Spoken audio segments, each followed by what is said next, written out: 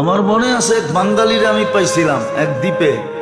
আমি জিজ্ঞেস করছি, তুই এখানে আইলি কেমনে? বাড়ি হলো নরসিংদী। আমি কেমনে আইছি এটাও আমিও কইতে পারবো না, ভুলে গেছি কেমনে আইছি। ও কেমনে আইছে ওইখানে?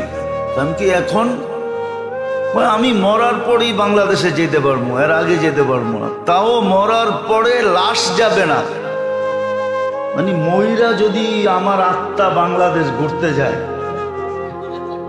কিন্তু আমার এমনি যাওয়ার কোনো রাস্তা নাই।